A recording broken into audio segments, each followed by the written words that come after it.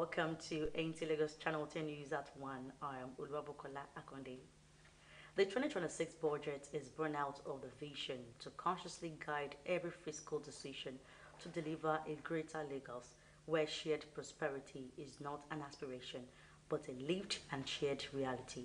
Lagos State Governor Babajide Sanwo-Olu stated this after signing 2026 appropriation bill into law in Lagos. Now the report. With the signing of the appropriation bill, Governor Babajide Sanwo-Olu says the 2026 budget size of 4.4 trillion naira, tagged the budget of shared prosperity, has now become a reality. He says the budget is anchored on 4 pillars: a human-centered approach, modern infrastructure, a thriving economy, and effective governance, all aligned with the state's themes Agenda Plus. Sanwo-Olu emphasized that the budget is designed to promote prosperity and build a Lagos that benefits all residents. I want to assure you that this budget will be implemented responsibly.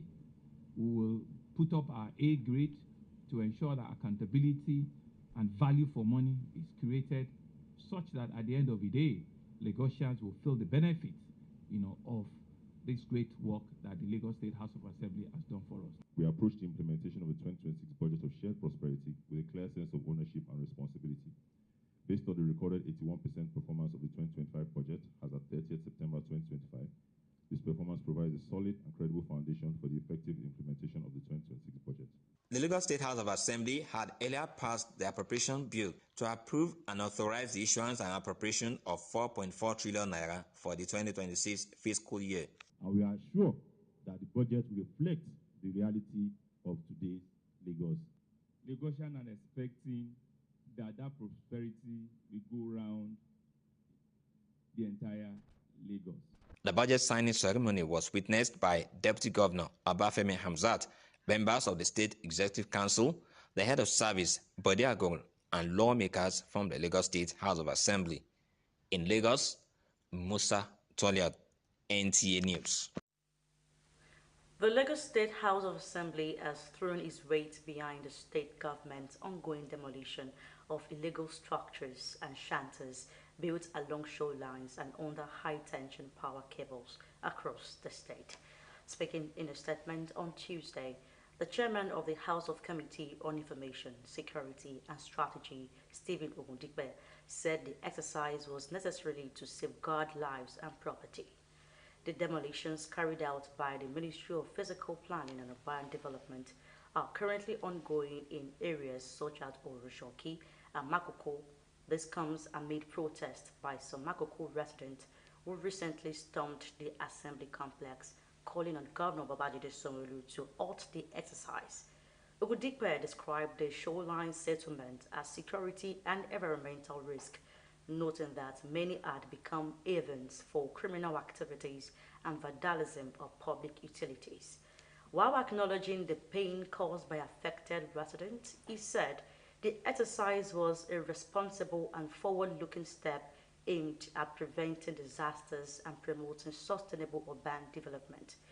He assured residents that the Assembly remains committed to balancing enforcement with empathy, adding that affected citizens would not be left without support. Governor Babajide Sanwo-Olu also defended the demolition, stressing that the structures pose serious safety and environmental risk, and that the state must act proactively to prevent future tragedies. The governor further assured that the government is ready to provide assistance when necessary. Now we move to Rotary Club. The Rotary Club of Victoria Island District 9112 has reaffirmed its commitment to strengthening partnerships with stakeholders in both the public and private sectors as it continues to deliver sustainable humanitarian projects aimed at improving the quality of lives of communities.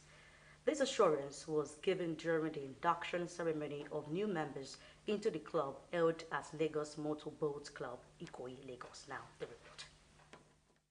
Rotary Club of Victoria Island, District 9112, remains resolute in its pursuit of service-driven initiatives that address critical community needs while promoting collaboration and shared responsibility. The District Governor, Rotary Club for Lagos and Ogun States, Rotary Lanre Adedoyin, says the induction ceremony, which welcomed new members into the club, provided an opportunity to highlight Rotary's enduring values of fellowship, integrity, diversity, service, and leadership. It is through our members that we are able to do good in the world.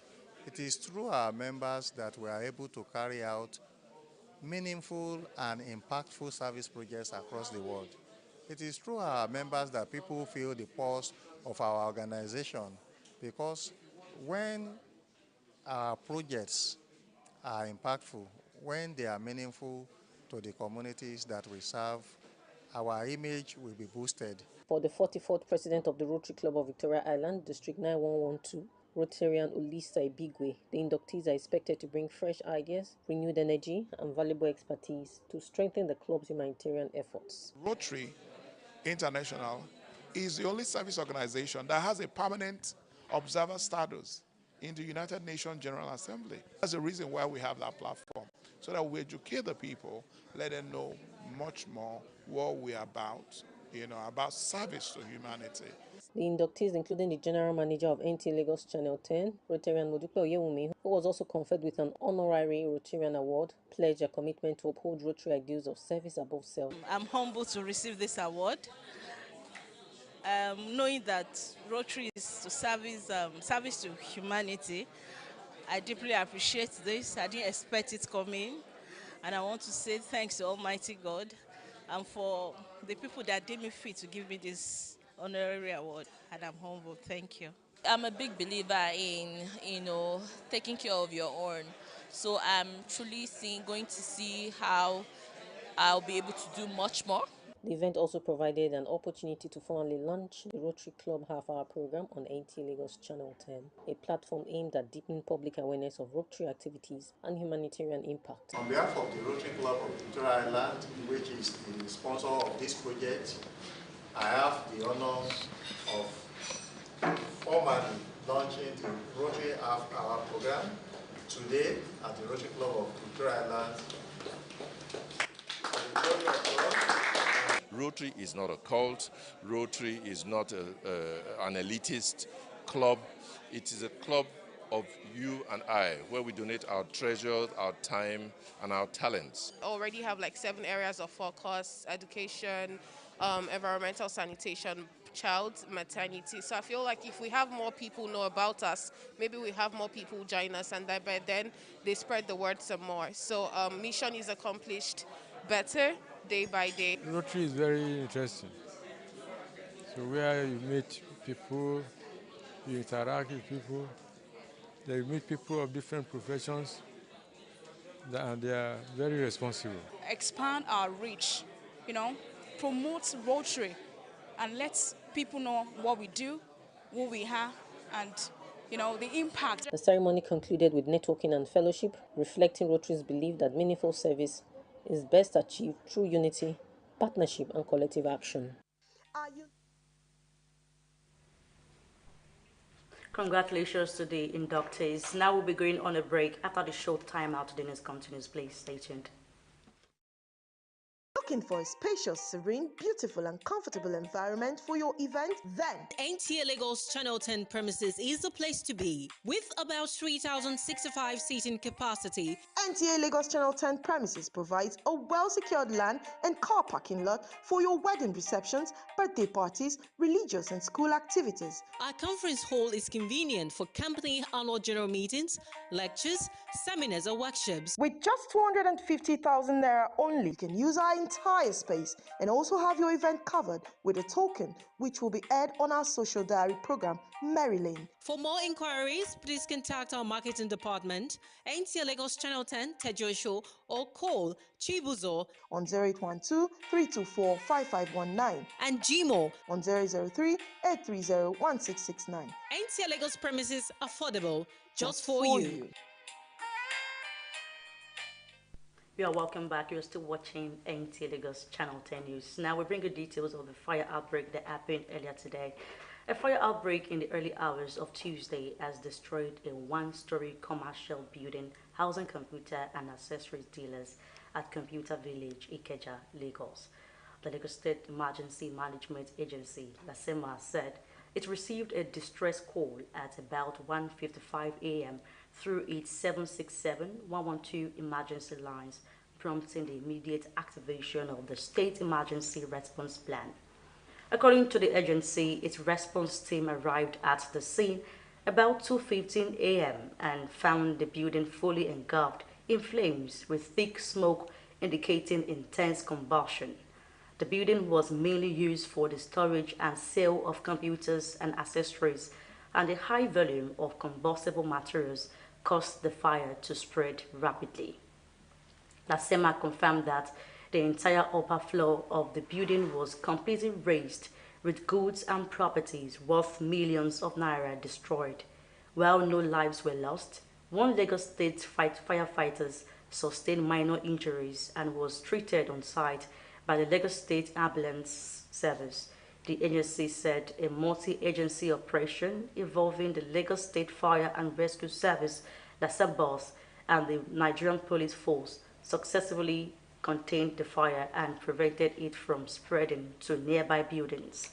Damping down operations are ongoing to prevent reignition. The cause of the fire is yet to be determined as investigations continue.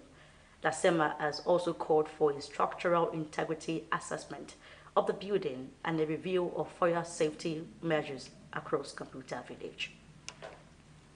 Meanwhile, a combination of firefighters and emergency rescue operatives from the federal and Lagos State levels have evacuated the Monday early morning lone diesel carrying tanker involved in an accident along the Liverpool Bridge, Apapa axis of Lagos, spilling its content on the road. Nari Bileyi visited the location and reported that the scene was under heavy security. The report. Reports gathered here at the site of the accident. A lone tracker driver carrying a 33 litre of diesel tried to negotiate a bend around this area, tipped over and fell on the pavement here and started spilling down there. Unfortunately, Lagos just started scooping up the diesel. Right now, the situation is that fuel in the tanker has been righted. The fuel inside the tanker has been transloaded into another tanker. It's been taken away, and even the tanker itself have been taken away. The speed with which it was coming was exceeding the limit, and at the same time, it's at a particular circle angle. So that caused a massive skid of the tanker that fell, and it affected the motorboy. The driver is still alive. The motorboy has been taken to the hospital for medical treatment. The Director of Operations also advised Lagosians on the developments. Whenever there's a oil tanker spill, people rush to the area and start scooping fuel. Whenever there is a tanker accident and there was spillage, there is a need for them to give not less than 100 or 120 meter distance. Your life is much more important than the 20 liter you're going to scoop. So a lot of lives has been lost in an attempt to scoop any petroleum product when there is an accident. So let me move away from the camera and let you see that all stakeholders are now waiting for the fire department and all the stakeholders to make sure that the slippery road, that is where the oil spilled onto on this road, is being mopped up so that cars, motorists, other motorists that are applying this route, their tires can gain traction, not to cause another secondary accident. In Lagos, Larry Bileyi, Nta News. Now an update on the GNI building. Traders at Martin Street and Balogun Market on Lagos Island may have to endure the restrictions placed on business activities around major parts of the market due to the ongoing clearance and demolition of affected buildings.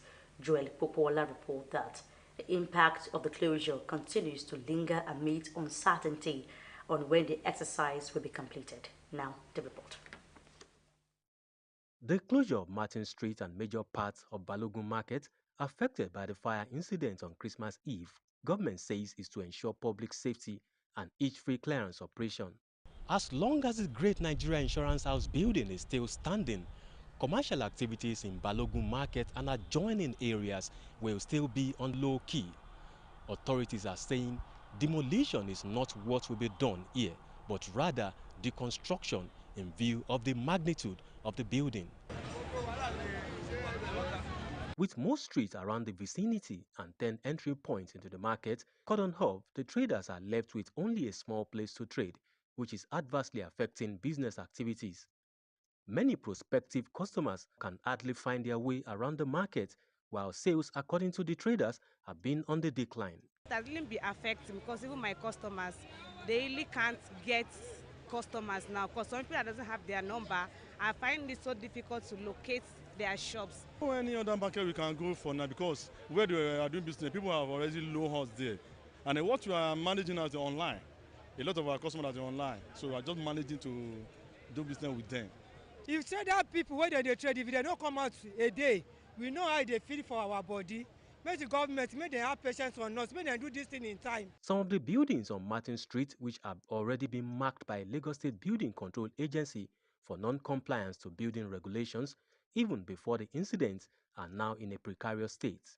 Meanwhile, the remains of Steve, Collins, and Casimir Omatu, three brothers who died in the incident, have been laid to rest in Anambra State. In Lagos, Joel Ukbola, Nta News. That concludes the news. Please do join us again at 7 p.m. for more. Thanks for staying with us. I am Uluwabukola Akonde. Good afternoon to you.